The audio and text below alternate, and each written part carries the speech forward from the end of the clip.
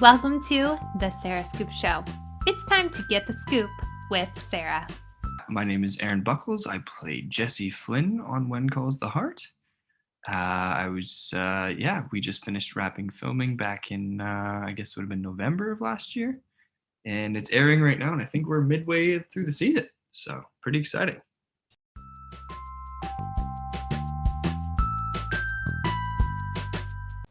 I really hope so. I won't give anything away. You'll probably see it one more time by the end of the season. But I would love to have that motorcycle back next year. I was so excited when I read the script. And it literally, the whole episode is Jesse just riding his motorcycle, riding the motorcycle, riding the motorcycle. This is the best episode ever. But yeah, no, it's so much fun. It's actually really easy to ride too. There's no like gear changes. It's just kind of like moped style. So it's pretty cool. We had our crew guys. They're the guys who like run like the old cars and stuff. And they actually built that motorcycle back when Cavan came on the show, I think season 2 when he rides up on it. But they built that custom made for the show to look like that. So it's actually got like all the new parts and stuff, but they built it to look like an old motorcycle. It was so much fun. That was all real. I didn't even have to act for that. I was like, this is the best day ever.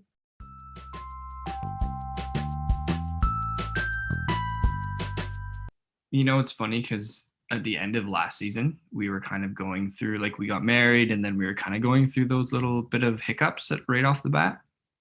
Not even hiccups, just more so like Jesse didn't feel necessarily comfortable moving into her space. Like it was just, you know, when young couples move in together, it's like those growing pains of learning how to live with each other. So we had those kind of little bit of issues.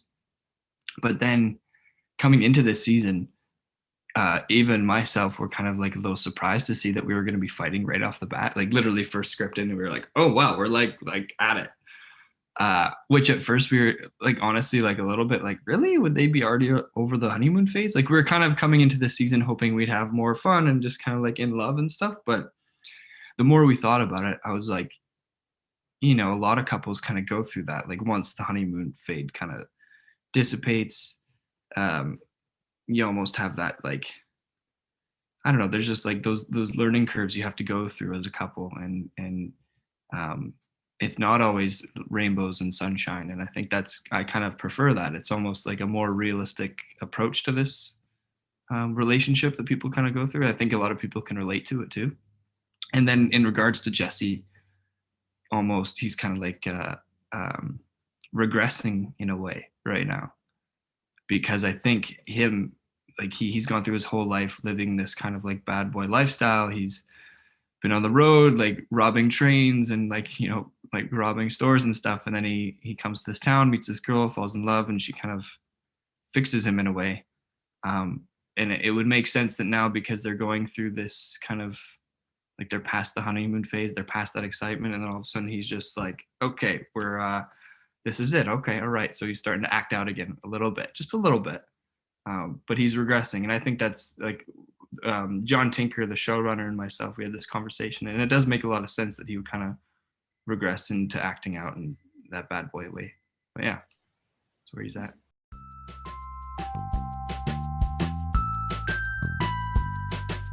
I will say that their love is something that will last the test of time, just based off what happens in this season. They will go through a little bit of a hurdle. I don't want to give too much of a spoiler, but there's more challenges to come.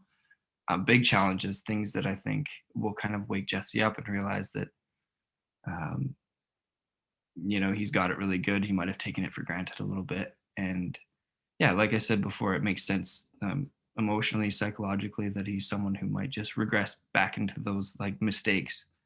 And he's always got the best intentions. So that's the difference now. Like Jesse's not selfish anymore. Or I should say, like, even with the motorcycle, it was a little bit like, oh, I want to do this for me. But at the end of the day, he didn't think he was making that big of a mistake. But there's perhaps another thing coming where I will just say I think he had the best intentions, and he kind of bit off a bit more than he could chew.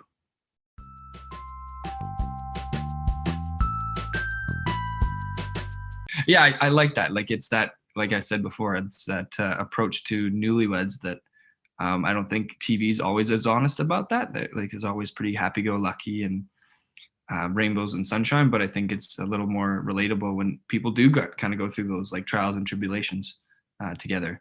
Um, I love the beginning of the season because I think there's just a lot more of that community feel, like the way the scenes have been written. I don't know if you've noticed, and this was partly due to probably COVID as well, like being in the pandemic. Like we really had to orchestrate like having all of our characters kind of come into scenes and like make it almost flow more. And instead of having a ton of background, we just utilized more of our cast.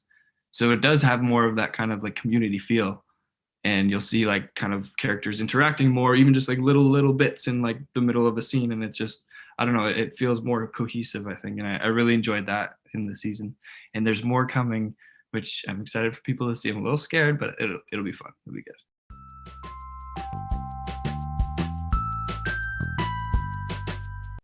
There's some scenes coming up that were pretty special. One in particular is with Viv, like our new Canfield, Joseph Canfield. We have a really nice scene coming up. I mean, there's quite a few different like little scenes coming up throughout the season, but yeah, no, it's I can't give too much away. That's why I'm like, I want to say it, but I can't say it. But there's a few coming up that I really enjoyed shooting.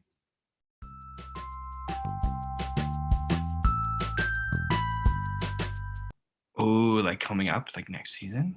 Ooh, that's a big one. There's tons. I think it would be fun for. I mean, I have so many ideas for the show. I thought it'd be cool if there was like a bit of Jesse's past coming back. Like maybe someone from like the old gang will come back and revisit, and then he's got to kind of put out that fire. But like just more of I think Clara and Jesse. Now that like towards the end of this season, that we'll kind of gone through those trials and tribulations, and we'll be all better. I would like to maybe see a baby in the future. I think that would be fun. Yeah, I think everyone's ready for us to maybe settle down and have like a baby, and for us to build our new home and like get that started too, and to maybe see Clara and Jesse both have.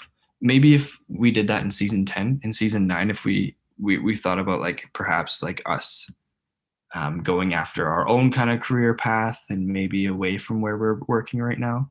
Maybe we buy the restaurant, it becomes our restaurant. Who knows? We'll see.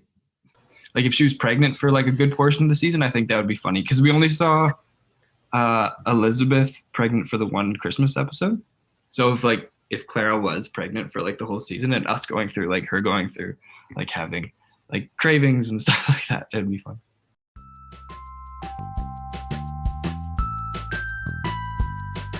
I like Florence and Ned. I think they're super cute because they're like always so like shy and coy, and like we'll see a bit more of that this season too. But yeah, I love them. Who else do I love? I mean, everyone loves Lee and Rosemary. They're the best. They're the best. But I like Bill and Molly too. That's a great one. That's a great ship.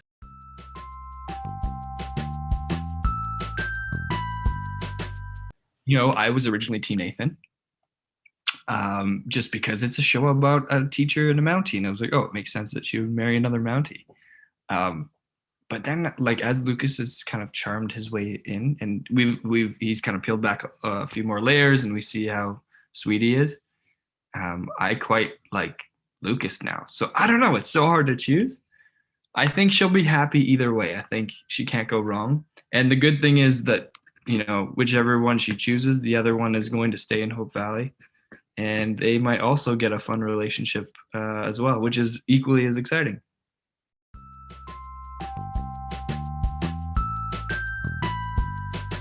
Well, I think Jesse's has the big, other than maybe Henry Gowan, has the biggest transformation on the show.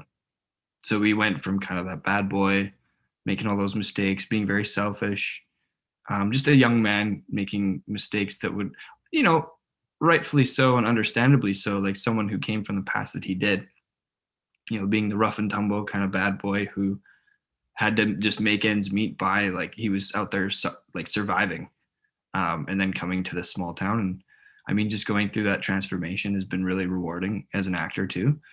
I feel like I've kind of grown up with Jesse because when I first booked this role, I would think I was 23 years old, and now I'm like entering towards my late 20s, and I'm like, like almost my 30s, and I'm like, wow, I've really like kind of grown up with Jesse, and it's been very rewarding, and just to kind of bring that essence to him as well, like him going from that kind of cocky young man to now being like a loving husband and member of the community. Like he's not just like a good guy to Clara, and it was, I think for a lot of his life he was always so fixated on being the right guy for her, whereas now he's kind of created his own identity within the community, and aside from Clara, he's really is like a fixture in the community who helps out. And he like welcomes Joseph, and he's getting him gas like this year, and then he like helps him carry the piano, like that scene with the, also that was a really good scene too.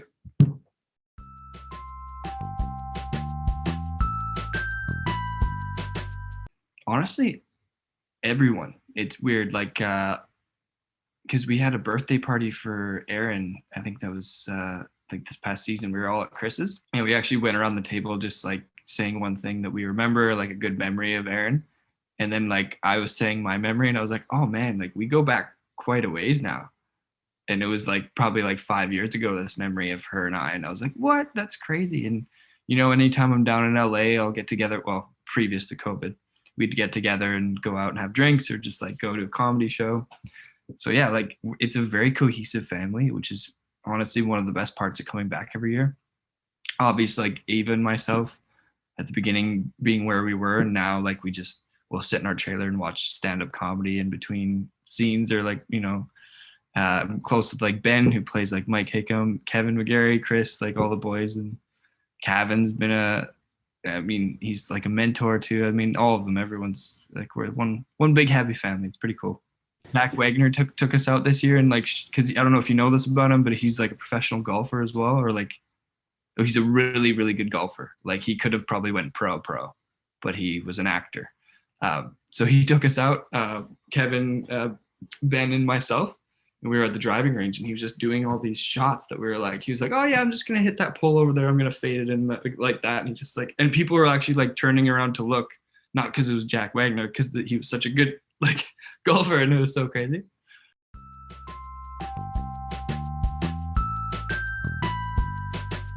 So funny enough, my grandmother, on my dad's side, Grams, we call her G-Dog.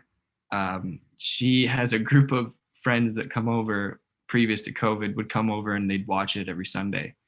So when I actually went back this past summer, I went back to visit, kind of when COVID was in a lull stage, and I went to go visit my mom, and then we just kind of went to my grandma's. And I don't know, old people just don't care as much about the pandemic, I think.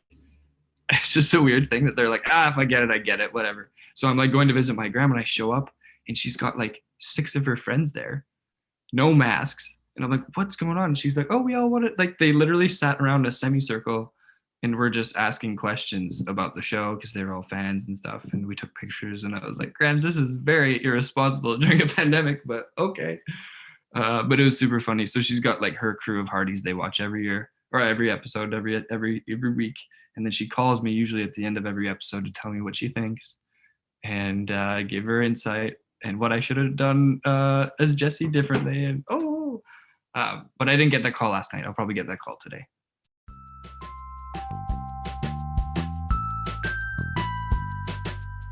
Funny enough, I was back home in Saskatchewan. I was visiting my mom, and my sister was with me, and then I got the audition. So I had to send a self-tape back when like it was very common to still go in the room, like when you're in the city you're in. So I missed the in the room audition, but I had to self-tape it like kind of how you do now, and I sent that in. And then I had a callback, and in the callback it was Neil Fernley, which is one of our directors, and I think it was him or one of the producers, and they asked me, "Can you ride a horse?" And I'm like, I was like, yeah, I'm from Saskatchewan. I can ride a horse, of course. And I literally at that point I'd only ridden a pony. Like I was not a galloper. So I was like, oh, I'm telling a bit of a fib right now, but I'll go learn if I have to. So then we found out a couple days later, I booked a role. So excited. And I was like, oh boy, we shoot in 2 weeks. I got to go learn to ride a horse. So I went out to like Langley, and I took some horse riding lessons, and then I learned how to do it. But my first day on set was me having to ride the horse too. So I had to like, it was like, oh boy, good thing I went to take those lessons, because I had to like take the horse, gallop, run in, stop on a mark, look out into the distance, and then like take off again. And I was like, okay.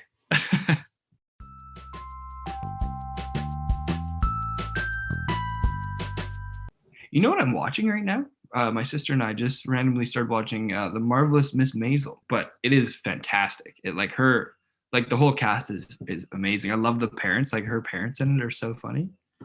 Uh, but that show's awesome. So we're crushing that right now. What else have I watched recently? Mm, that's basically the main show. Oh, Peaky Blinders. I'm watching that with my dad. And then I watched during COVID. I was like, okay, everyone always talks about The Sopranos. I've never seen The Sopranos. So I watched that and I was like, okay, I get it now. This is a great show.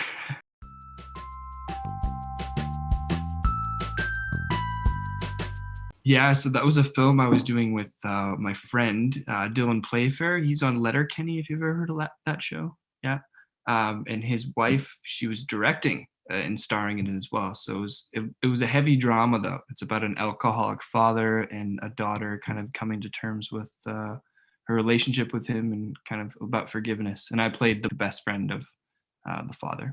It was set in the 70s, so it was pretty fun to like have all that get up. But yeah, it was a very heavy drama, smoking cigarettes and kind of bad boy again, but it was fun. Thank you for watching The Sarah Scoop Show. Head to sarahscoop.com for more.